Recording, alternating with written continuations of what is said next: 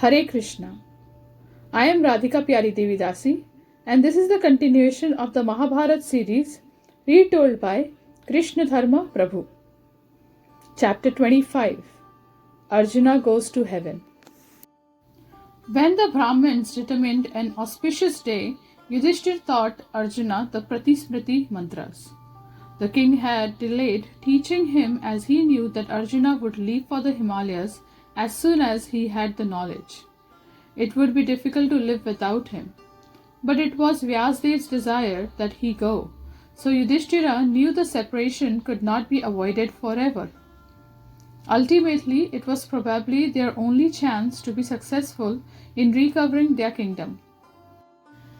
Taking Arjuna aside, Yudhishthira held him by the hands and said, "O descendant of Bharata, the 4 divisions of the science of arms are held by Bhishma, Drona, Kripa, Karna and Ashwathama. They have all received divine instructions and know how to use every sort of weapon. Having been ordered, gratified and supported by Duryodhana, they always seek to do him good. We should not doubt that they will support him in battle. The whole world is under Duryodhana's sway, and he is our avowed enemy. You are our sole refuge. Depending on you, we shall regain our kingdom from Duryodhana. Listen now as I tell you what should be done." Yudhishthira then informed Arjuna of Vyasdev's instructions. He told him that he should leave as soon as possible for the Himalayas and, by meditating on the mantras he was now going to repeat, he should seek the gods' audience in order to receive their weapons. "Allow me to initiate you today, O virtuous one, and go at once to propitiate Indra. Being pleased with you, I am sure Indra will give you his weapons, and by his order, so will the other gods." Arjuna fully controlled his mind and senses. Then with due rites, Yudhishthira bestowed the Pratismriti mantras on him. When he was finished, Yudhishthira stood up with tears pricking his eyes as he thought of Arjuna's separation. "Now go, dear brother." With his arms and hands clad in yogana skin, gauntlets and gloves, and his body covered in golden mail, Arjuna took up his Gandiva bow and his 2 inexhaustible quivers and stood ready to depart. Brahmins and Siddhas uttered blessings upon him, and not knowing how long he would be gone, he bade an affectionate farewell to his brothers. As Arjuna was about to depart, Draupadi came before him and said, "O mighty armed Dhananjaya, may all that the noble Kunti desired at your birth and all that you yourself desire be accomplished. May none of us ever take birth again in this terrible Kshatriya order. I offer my respects to the ascetic Brahmins who are detached from this miserable world. My heart still burns with Duryodhana's insult, but today I grieve even more because you are departing. In your absence, we will spend our time thinking only of you. There will be no joy without you. All our hopes rest in you. O hero, may the Lord and all his energies protect you all the time, and may success be yours. Go now and attain your goal." Arjuna smiled at Draupadi, circumambulated his brothers and Dhaumya, and then began running swiftly along the path, frightening creatures along the way with his speed. By chanting the mantras Yudhishthira had given him, he felt himself travelling over mountains and forests at the speed of mind. By the end of the first day, he arrived at the great Mandara mountain. Arjuna stopped and looked around. The mountain was beautiful with its bluish stone rising up into the clouds. It was covered with blossoming trees. Their many-colored flowers creating rich tableaus and their scent captivating his mind. The sound of peacocks, cranes and cuckoos filled the air, and he could see Siddhas and Charanas sporting on the mountain slopes. Arjuna decided to climb the mountain and begin his austerities there. Upon reaching a plateau high on the mountain, he suddenly heard a voice resounding in the sky. "Stop!" Arjuna looked around and saw an ascetic sitting at the foot of a tree. The tawny-colored Brahmin had a brilliant aura. His lean body was covered in deerskin and his matted locks hung down to his shoulders. The ascetic said, "O child, who are you? You appear to be a Kshatriya. Do you not know that this is the abode of peaceful Brahmins who are free from anger? Even to have been able to reach this spot indicates that you already attained a high state of purity. Now perfect your life. You have no need of weapons here. Throw them away." Arjuna made it clear that he had no plans to renounce his weapons. "I need my weapons to serve my elder brother Yudhishthira, who has been wrongfully deprived of his kingdom. O Brahmin, I will not cast them aside." Seeing Arjuna's dedication to duty, the ascetic replied, "O slayer of foes, I am pleased with you. Know me to be Shakra, king of gods. Ask me for a boon." Arjuna was overjoyed. Here was Indra. With folded hands he said, "O exalted one, the boon I desire is that you bestow all your weapons upon me." Indra smiled. "O Dhananjaya, I can grant you life in the celestial regions of bliss. Ask for this. Why do you desire only my weapons?" "How could I incur the world's condemnation by not avenging myself on the enemy and by abandoning my brothers in the forest?" Arjuna's anger rose as he remembered Duryodhana's treachery. Indra spoke gently. "O child, when you meet Shiva, I will give you all my weapons. Try to propitiate him, for he is the greatest of the gods. By seeing the three-eyed wielder of the trident, all your desires will be fulfilled." After saying this, Indra disappeared, and Arjuna was left alone. He decided to remain where he was and begin his austerities and worship of Shiva. He took off his armor and set his weapons down by the same tree where Indra had sat. The tree was situated next to a flowing river, and Arjuna bathed in its clear waters, then sat down to meditate. As he did so, conch shells were heard in the sky and showers of flowers fell from the heavens. Arjuna was pleased by the auspicious sign, and he sat with half-closed eyes, controlled his breathing, and began to intone prayers to Shiva. During the first month of his meditations, Arjuna ate only fruit on every third day. During the second month, he ate fruit only on every sixth day, and during the third month, he ate fruit once a fortnight. During the fourth month, he lived only on air, standing on the tips of his toes with his arms upraised. He bathed 3 times a day and kept his mind and senses under perfect control. As a result of his austerities, Arjuna began to glow like the sun. In the heavens, the celestial rishis grew anxious. They approached Shiva and said, "Arjuna has become greatly effulgent due to his austerities on the breast of the Himalayas. The earth is becoming heated by his asceticism and is sending forth smoke. O chief of the gods, you should stop him before he upsets the universal order by the power of his penance." Shiva replied, "You need not feel anxiety on account of Falguni. He does not wish to attain heaven or prosperity. I know his purpose and will satisfy him today." The rishis bowed before Shiva and returned to their own abodes. Shiva then assumed the form of a tall, powerful, golden-hued hunter and descended to the place where Arjuna was meditating. Uma, his consort, accompanied him in a similar costume, and many of his goblin followers, who assumed various forms and wore bright garments, followed them. Many of the female goblins assumed the forms of beautiful women and also descended. As Shiva appeared on the mountainside with his followers, the mountain seemed ablaze with beauty. Strangely, however, all nature became silent. Even the springs and waterfalls ceased their sounds.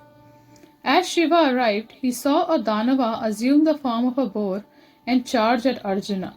The demon intended to kill Arjuna, and he roared loudly in challenge. Arjuna heard the boar's roar and quickly lifted and strung his bow. Placing a virulent arrow on his bowstring, Arjuna called out, "I have done you no harm. As you seek to kill me, I shall certainly send you to Yamraja's abode." At the same moment, Shiva also trained his arrow on the boar and shouted to Arjuna, "Stop! This dark colored boar is mine. I saw him first and have already aimed my arrow at him." Arjuna ignored Shiva's claim and released his arrow, which sped towards the massive boar. Shiva simultaneously released his arrow, and the two shafts both struck the Danava at the same time. There was a sound like thunder as the arrows hit the demonic boar's rock-like body. Assuming his natural form, the demon gave up his life with a terrible cry. Arjuna looked around at the hunter. His body shone like a golden mountain. He was surrounded by hundreds of women. Arjuna glared at him. "Who are you, dressed like a hunter and wandering in this solitary forest, surrounded by your followers? Are you not afraid? Why have you pierced this boar which I targeted first? Do you not know that this is against all accepted practices in hunting? Indeed, you have insulted me, and so I will punish you by taking your life." The hunter replied with a smile, "O hero, you need not be concerned about me. I always dwell in the forest. But what brings you here? You are obviously royalty, used to living in luxury. How is that you have adopted an ascetic life?" Arjuna held his bow tightly. "Depending on the strength of my arms, I live in the forest. See how I killed this fearful Rakshasa, who was intent on killing me." The hunter laughed derisively. "It was I who killed this one, not you. I saw him first, and it was by my arrow that he was sent to the death's abode. You are overly proud of your strength. Do not accuse others when you yourself are at fault. O wicked-minded wretch, you have wronged me, and will therefore not escape with your life. Stand and receive my arrows. Try to defend yourself if you can." Infuriated, Arjuna immediately struck the hunter with a cluster of swift arrows, but he simply smiled and received Arjuna's shafts without flinching. He called out, "O wretch, send your fiercest arrows, those that are capable of piercing to the heart." Arjuna released another volley of shafts. Becoming angry, Shiva sent back hundreds of his own arrows. A great battle then ensued. Showers of snake-like arrows sped back and forth. As Arjuna countered the hunter's arrow, he was surprised to see that although struck by countless shafts, his adversary was not affected. The Pandava increased the force of his attack, but the hunter stood unmoved. Seeing that he could not shake his foe, Arjuna called out in admiration, "Excellent! Well done!" Arjuna looked with wonder at the hunter. Clearly, this was not an ordinary man. No one could withstand the force of thousands of arrows shot from the Gandiva without being moved. Perhaps he was a celestial. Arjuna decided to use his mystical weapons. No matter who this was, even if he was a Gandharva or a Yaksha, unless he was actually Shiva himself, Arjuna intended to kill him. Arjuna then invoked weapons which fired thousands of arrows blazing like the sun. Shiva cheerfully received all his shafts as a mountain receives a downpour of rain. Then, to Arjuna's amazement, he found that his celestial quivers were suddenly exhausted. How was that possible? Who was this who swallowed up all his arrows? With what could he fight now? Arjuna raised his great bow like a club and rushed at the hunter. He struck him a number of heavy blows, but Shiva snatched away his bow and drew it into his body. It simply vanished. Arjuna then drew his sword and brought it down upon the hunter's head with all his strength, but it shattered to pieces. Arjuna was afraid, but he continued to fight. This time he lifted rocks and boulders and threw them at the hunter. He tore up trees and slung them at the hunter. Still he made no impression. Arjuna's mouth smoked with wrath. He rushed at his foe and pummeled him with his fist. Shiva struck him back and a hand-to-hand fight ensued. They struck one another and grappled furiously, each seizing the other and showing him with full force. Sparks and smoke flew from their bodies. Finally, the hunter released Arjuna and he fell back, dazed, almost unconscious. Arjuna looked at the hunter in astonishment. He had failed to make the least impression on him. Surely this must be the exalted god Shiva. No one else could have fought with such power. Arjuna retreated to a distance and quickly fashioned an image of Shiva from the earth. He worshipped it with flowers, and as he did so, he saw flowers falling onto the hunter's head. Now he had no doubt. This was the deity he was seeking. Arjuna fell headlong at the god's feet, and as he did so, he felt all his fatigue dispelled. Shiva was pleased with Arjuna and he spoke to him in a voice as powerful as roaring clouds. O Falguni, today you have satisfied me. There is no warrior equal to you in courage or patience. O best of the Bharata race, your strength is practically equal to mine. You were formerly a rishi and have now taken birth to serve the Supreme Lord's purposes. Soon you will acquire the weapons with which to defeat your enemies, even if they may be celestials. I shall bestow upon you my own irresistible weapon. Now I will give you the eyes to see me in my original form. Behold. Arjuna looked up and saw Shiva with his 3 eyes, holding a trident, a divine serpent draped around his bluish neck. Arjuna bowed down and prayed, O great God, O highly exalted one, you are the refuge of all the celestials. The very universe has sprung from you. You are Vishnu in a different form and are unconquerable gods, demons or men. O Shankara, please forgive me. It was only to receive your audience that I came to this mountain. Please pardon me for my rashness in fighting with you. I seek your protection. Shiva lifted Arjuna to his feet and embraced the Pandava. I have pardoned you. You are Nara, the friend of Narayana. Previously, you too chastised the demon hordes at Indra's coronation. Krishna is that supreme Narayana, and with him you will again punish the wicked. O Partha, take back your Gandiva bow. Your quivers will again become inexhaustible. There is no man on earth equal to you. Ask from me whatever you desire. Shiva handed the Gandiva bow to Arjuna, and Arjuna said, O Lord, if you are pleased with me, then I humbly ask you that you bestow upon me your irresistible personal weapon known as the Pashupat. You destroy the universe with this weapon at the end of the creation, and with it I may be victorious over Rakshasas, Danavas, Gandharvas, Nagas, ghosts and spirits. It will enable me to emerge successfully from the battle I shall fight against Bhishma, Drona, Kripa, and the sons of the Sutta, Karna. Shiva replied, O son of Kunti, I will give you this weapon. You are capable of holding, throwing and withdrawing it. Not even Indra, Yama, Kuvera or Varuna knows the mantras to this weapon. What to speak of any man?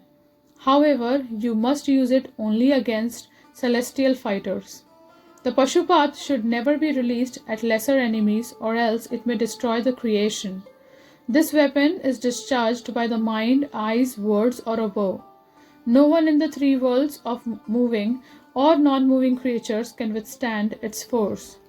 Arjuna then bathed for purification and stood before Shiva to receive the mantras. The god gave his weapons to Arjuna, and it then waited upon him just as it waited upon Shiva himself. When the celestials saw the fearful weapon standing its embodied form by Arjuna's side, the earth trembled and terrible winds blew in all directions. Thousands of conches and trumpets were heard resounding in the sky. Shiva said, Now go to heaven and receive Indra weapons.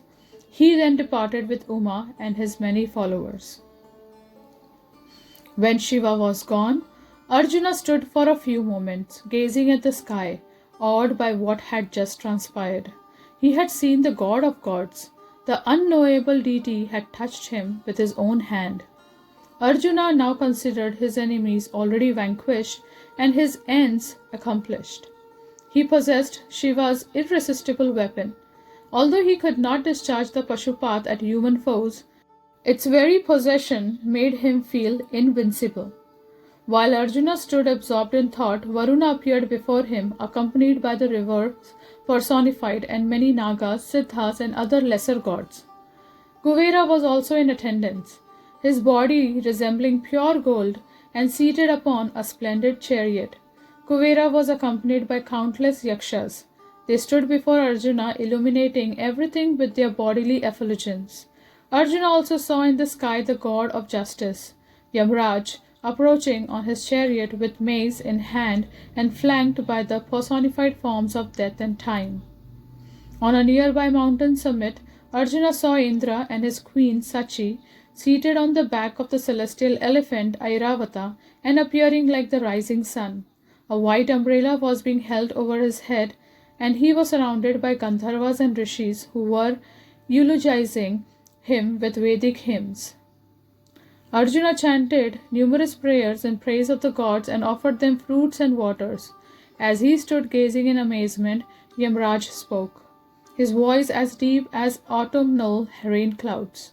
Behold, O Arjuna, that all the world's protectors, the Lokpals, have come here. We shall bestow upon you divine eyes. O sinless one, you were formerly the Rishi Nara. At Brahma's behest, you have taken your birth as a mortal. You shall vanquish in battle the powerful Bhishma and the many other fierce warriors headed by Drona. The enemies of the gods, Daityas and Danavas, have taken their birth in the world of men. These shall all be slain in a great battle in which you will play the main role. Your fame on earth shall be eternal. Yamraj offered his personal weapon, a celestial mace, to Arjuna. The Pandava received the weapon along with the mantras for hurling and withdrawing it. After that, Varuna gave Arjuna his inescapable Nagapash nooses. Arjuna also received Kuvera's weapon, the Antardhana, which could baffle and render unconscious even mighty asuras. Then Indra spoke, O subduer of enemies, you shall perform a great work for the gods. Now you must ascend to heaven. There I will give you my own weapon and other irresistible ashtras belonging to the celestial. My chariot driven by my serpents Matali will soon carry you there. The Lokpals then vanished. Leaving Arjuna alone, as he looked up, he saw what appeared to be a second sun gradually increasing in brilliance in the sky. The whole region vibrated as the radiance increased. Arjuna realized that this was Indra's chariot descending to earth. The chariot was huge, and it was drawn by 10,000 celestial horses of greenish and golden hue. Matali, in golden armor, was holding the reins. As the chariot approached, Arjuna could see upon it innumerable swords and maces, as well as all kinds of missiles. Axes, darts, lances, and spears of every kind were placed all around the chariot. Celestial thunderbolts and brilliant lightning bolts glowed from its sides. Huge-bodied, fierce Nagas with fiery mouths were seated on the chariot, along with great silver cannons furnished with wheels and capable of sending celestial missiles a vast distance. Arjuna saw Indra's dark blue flagstaff, the Vaijayanta, standing in the middle of the chariot, as straight as a bamboo and as tall as a great palm tree. Then the chariot halted and Matali stood before Arjuna. Bowing low, he said, O fortunate one, I have been instructed to take you to Shakra. Your father, encircled by the celestials, rishis, Gandharvas, and Apsaras, wishes to see you in heaven. Shiva has also ordered me. Ascend this chariot and come to the heavenly regions. Arjuna again bathed for purification, then offered prayers to Mount Mandara. O King of mountains, you are the refuge of pious sages seeking heaven. You have sheltered me and I have lived here happily. I offer you my thanks and bid you farewell. With that, Matali led Arjuna to a flight of crystal steps leading up to the chariot. Matali urged the steeds which drew the chariot with the speed of the mind high into the sky. As they entered the celestial regions, Arjuna saw thousands of wondrous chariots carrying shining beings of great beauty. He saw kings and warriors who had been slain in battle and had attained effulgent celestial forms. As they moved along the path of the gods, Arjuna saw Siddhas, Charanas, Rishis, Guhyakas, and Apsaras. The region glowed with a brilliance born of the ascetic merits of such beings. Amazed, Arjuna inquired into their identities. The charioteer replied, "These are pious persons, O son of Kunti, stationed in their respective spheres. You have seen their shining abodes from the earth as stars in firmament." The chariot passed through the gate of Indra's planet, where Arjuna saw Airavata, the great white elephant with 4 tusks. The elephant resembled Mount Kailasha with its 4 summits. Passing through divine regions meant for pious men who had performed great sacrifices and asceticism, they arrived at last in Amravati, Indra's capital city. Arjuna gazed with wide open eyes at the astonishing city. Flowers from all the seasons bloomed simultaneously, and there were groves of sacred trees. Fragrant breezes moved among their golden leaves, creating cascades of brilliant light. Countless mansions and palaces stretched into the distance. Arjuna saw the famous Nandana gardens in which the gods sported with apsaras. "Those who turn their backs in battle can never see this place," Matali said, seeing Arjuna's amazement. "Neither can those who are wicked-minded, who have not performed sacrifice, who have not abstained from liquor and meat, who have not bathed in holy rivers, nor given charity to Brahmins, ever reach this abode." As they proceeded through the city, Arjuna beheld celestial cars travelling by the occupants' wills. Gandharvas and Apsaras eulogized Arjuna as he passed. He heard the sound of celestial music and of thousands of conch shells and drums. Arjuna entered Indra's magnificent assembly hall and met with the Sadhyas, Maruts, Vishwadevas, and twin Ashwinis. He saw the Adityas, Vasus, Rudras, and the many royal saints headed by the king Dilipa. Narad Rishi was also present along with the Gandharva leader Tumbaru. After offering his respects to the assembled personalities, Arjuna approached his father, the king of the gods. Indra was seated beneath his white umbrella and was being fanned by the golden-handled and perfumed chamaras. Many pure Brahmins praised him with hymns from the Rig and Yajurveds, and the Gandharvas and Charanas played celestial instruments of all descriptions for his pleasure. Arjuna prostrated himself before Indra, who got down from his throne and embraced him. The thousand-eyed god took Arjuna by the hand and led him back up the flight of golden steps to his bejeweled throne. Indra then had his son sit next to him on the throne, where he shone like a second Indra. With his perfumed hand, Indra affectionately stroked Arjuna's head. Out of love, Indra gently patted and rubbed his arms, which were like gold columns. The deity gazed without satiation at his son's face. Seated together on the throne, Arjuna and Indra appeared like sun and the moon together in a clear sky. Indra gave Arjuna the celestial sight to perceive Amravati's divine beauty. The city was unimaginably opulent. The Pandava looked around at the numerous effulgent rishis who sat reciting sacred text from the Vedas. Groups of Gandharvas headed by Tumbaru sang hymns in voices which entirely captivated the mind. As they sang, Apsaras performed exquisite dances full of gestures and sidelong glances. They shook their breasts and moved their broad hips. The celestials offered Arjuna the sacred Agreya and washed his feet. At Indra's command, Arjuna was then escorted to Indra's palace.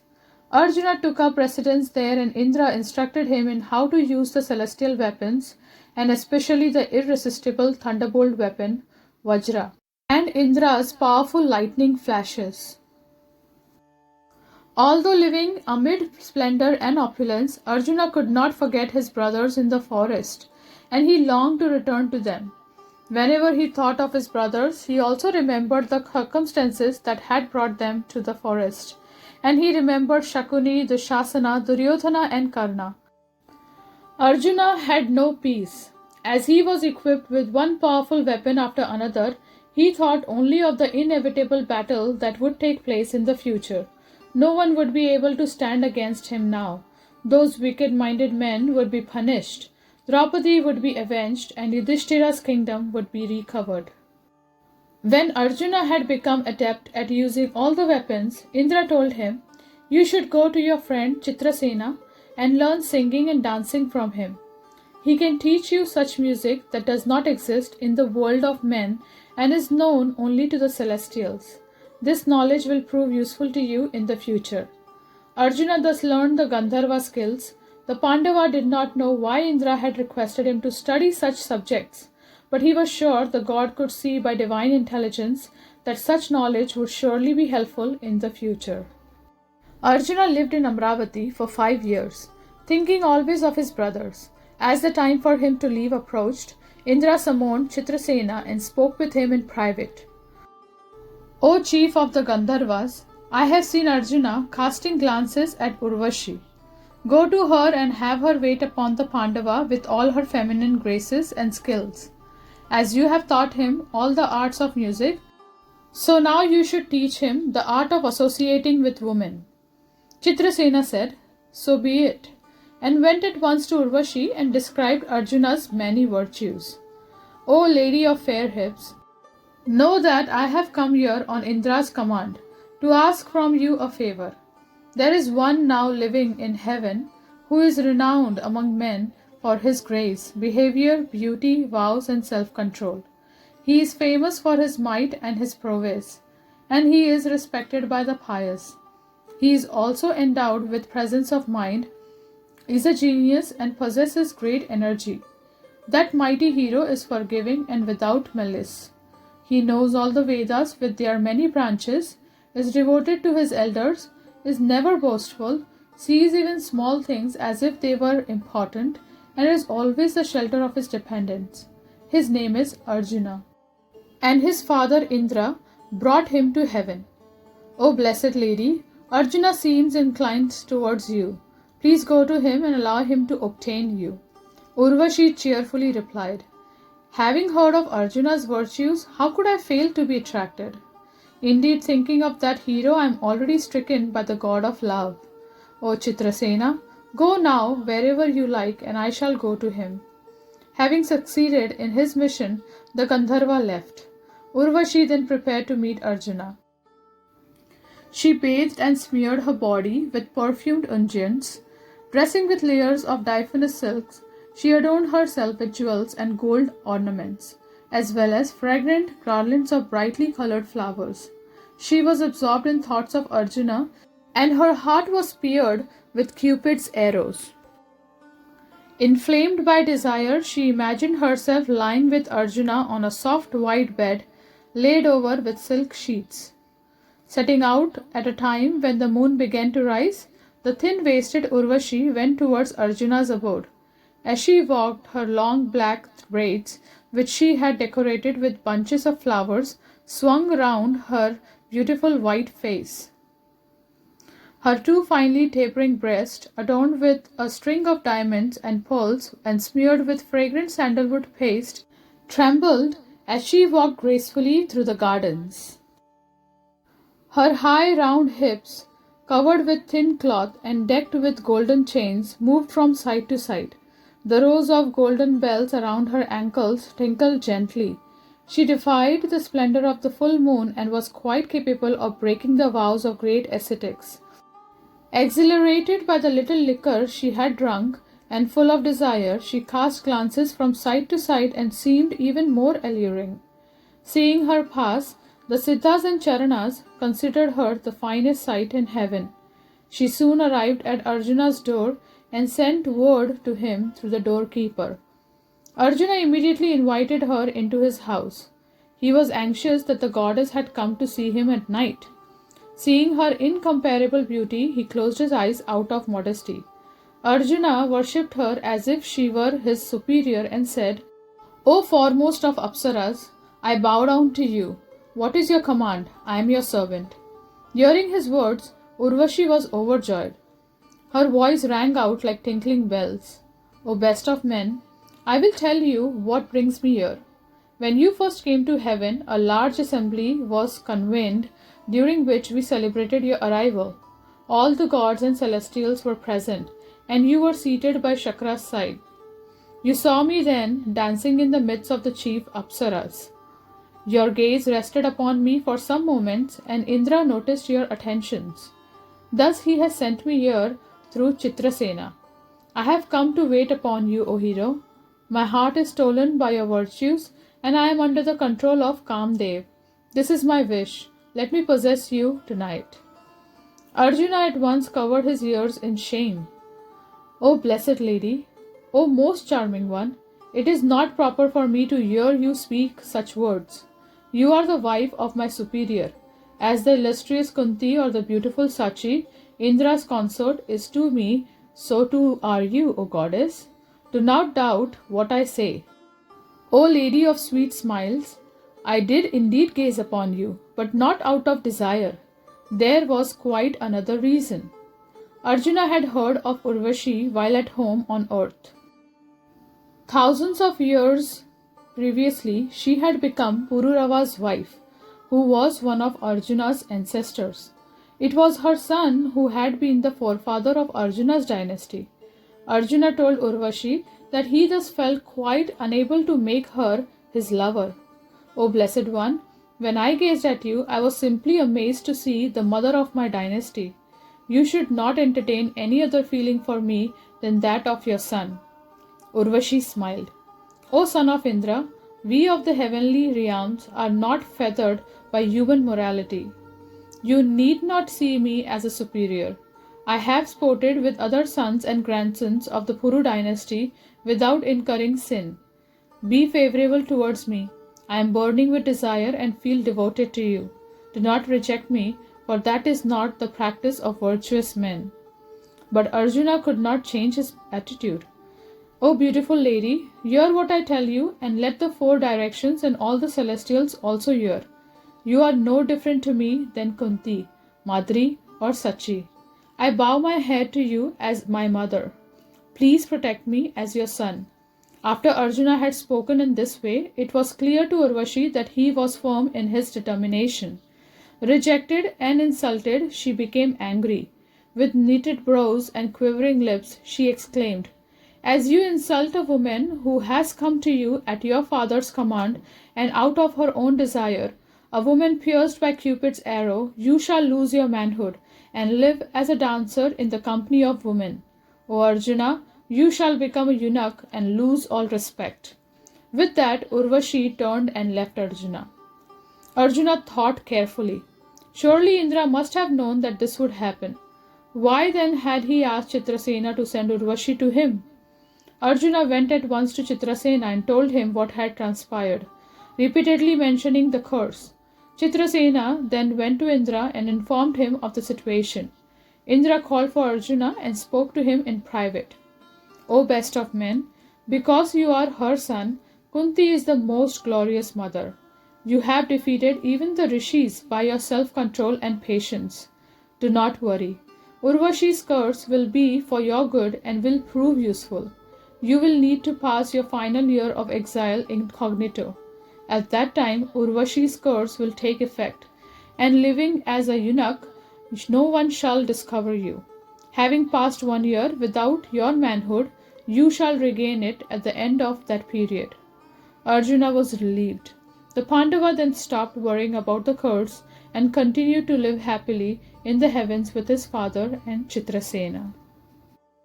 Thus ends the 25th chapter of the Mahabharata series, Arjuna Goes to Heaven. Thank you very much. Hare Krishna.